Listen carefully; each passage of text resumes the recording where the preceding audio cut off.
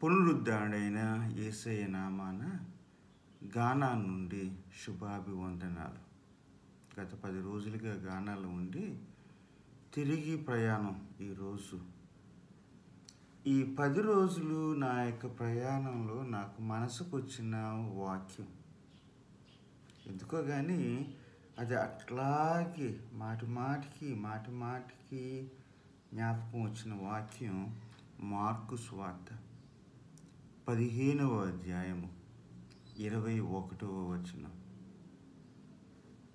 రాయబడింది ఏంటంటే, అప్పుడు సైనికులు అక్కడ కురేనీయుడైన సీమోనును ఒత్తిడి తెచ్చి యేసయ్య సిలువను మోయించారు. గొల్గొతా వైపు ఈ ప్రొసెషన్ వెళ్తుంది. యేసయ్య సిలువ మోస్తున్నాడు. అప్పటికే రోమీలు ఆ యేసయ్య కేసుని పికప్ చేసి ఇక యూదుల సైనికుల చేతులు లేడు యేసయ్య. రోమీలు ఆయన పట్టుకొని సిలువ ఆయన మీద పెట్టి కిరీటం పెట్టి నడిపిస్తూ వెక్కిరించారు, హేళన చేశారు, హింసించారు, బాధ పెట్టారు. ఆ సమయంలో వాళ్ళకి అది ఒక వినోదం. సహజంగా ఈ సామ్రాజ్యాలకు చెందిన ఈ సైనికులు ఉన్నారు కదా, సైనికులకి అవతల బాధ కొంచెం వినోదంగా చూస్తారు, హేళనగా చూస్తారు. అవతల ఏమో దుఃఖపడుతుంటే వీళ్ళేమో సరదా పడతారు, పండుగలు చేసుకుంటారు.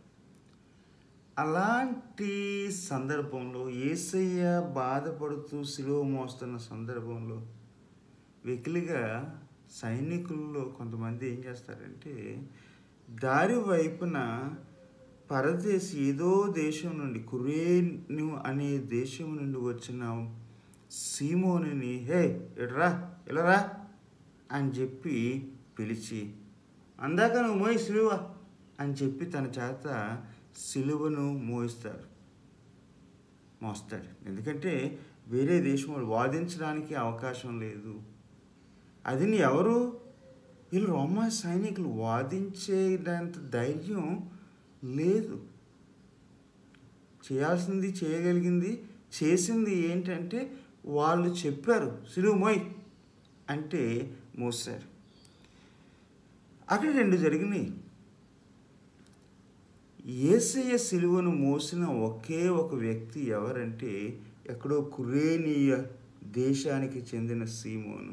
కురేనియా దేశం అంటే ప్రస్తుతానికి దానిని లిబియా అంటారు. అది ఆఫ్రికా ఖండానికి చెందింది. మొన్న చెప్పాను కదా, ఒక ఇథియోపియా ఖండానికి చెందిన నపుంసకుడేమో అన్యజనులకి ఇథియోపియా దేశానికి దేవుని యొక్క సువార్తను తీసుకెళ్తే, సీమోనేమో యేసయ్యని సిలువ మోసాడు. ఒకటి ఏంటంటే, నా సిలువను ఎత్తుకుని అనలేదు యేసయ్య, నీ సిలువను ఎత్తుకుని నడవమన్నాడు. కానీ ఈ సీమోనికి తన సిలువ ఎప్పుడు దొరికిందో తెలియదు. కానీ తన సిలువను తను గుర్తుపట్టక ముందు యేసయ్య సిలువను మోసే భాగ్యం సీమోనికే దొరికింది. ఎందుకు ఈ వాక్యం జ్ఞాపకం వచ్చింది? కావాలని మోయలేదు, మోయించారు, ఒత్తిడి తీసుకు మోయించారు. 15వ శతాబ్దం చివరి భాగంలో పోర్చుగీస్ వారు, తర్వాత డచ్ వారు, తర్వాత ఇంగ్లీష్ వారు ఈ గానా, పశ్చిమ ఆఫ్రికా ఈ ప్రాంతానికి తీరానికి వచ్చి ఇక్కడున్న లక్షలాది మందిని విదేశాలకి, ఇటు యూరోప్ వైపు, అమెరికాస్ వైపు, ఆఖరికి కొంతమందిని భారతదేశం వైపు కూడా బానిసలుగా ఎత్తుకుపోయారు. లక్షలాది మందిలో 140 మంది దారిలోనే, ఓడల్లోనే ప్రాణాలు పోగొట్టుకున్నారు. కొంతమంది ఇక్కడ ఉన్న డంజన్స్ ఉన్నాయి, ఆ డంజన్స్లోనే చనిపోయారు. ఆకలితో చంపి చక్కగా తయారు చేసి, మీరు బానిసలుగానే పనిచేస్తారు అబ్బాయి అమ్మాయి అని చెప్పేసి వాళ్ళని అన్ని రీతులుగాను బాధపెట్టి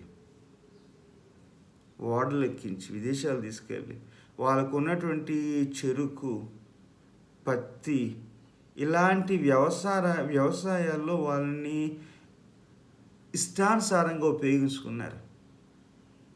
రంగు లోకువ మన ఇండియాలో కూడా ఉంది ఈ లోకువ. ఎవరన్నా కొంచెం నల్లగా కనబడితే వాళ్ళ మీద లోకువ. ఎవరన్నా తెల్లగా కనబడ్డారంటే బుర్రలో ఏమీ లేకపోయినా పర్లేదు, వాళ్ళంటే గౌరవం. ఎందుకంటే ఈయన కొంచెం ఎర్రగా బుర్రగా ఉంది. అలాగే మొదటి శతాబ్దంలో ఈ రోమా సైనికులు ఈ కురేనీయుడైన సీమోను చూసి కొంచెం నల్లగా ఉన్నాడని చెప్పి, విదేశీయుడని చెప్పి లోకువతో బరువు పెట్టారు, సిలువ మోయించారు. అలాగే యూరోప్లో ఉన్న ఈ బ్రిటన్ వారు, డచ్ వారు, మొదట పోర్చుగీస్ వారు వేల చేత సిలువ లాంటి బానిసత్వాన్ని పెట్టి మోయించారు. కానీ ఒక విషయం మర్చిపోకండి, ఈ సీమోను యొక్క కొడుకుల గురించి మార్కే మాట్లాడతాడు. ఒకని గురించి మరలా మనకి రోమా పత్రికలో కనబడుతుంది.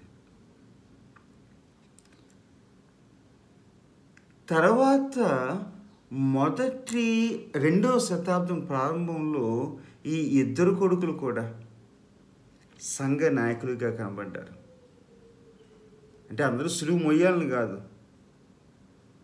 మొయ్యించడం తప్పు, ఒత్తిడిగా. కానీ తండ్రి ఎంత బాధపడినా కొడుకులు నిలదొక్కుని సంఘాలు స్థాపించి సంఘాలకి నాయకులుగా నడిపించారు. ఇక్కడ నేను చెప్పాల్సుకున్నది ఏంటంటే, ఆ రోజు వాళ్ళ పడ్డ బాధ ఎవరు సమర్థించలేరు. కానీ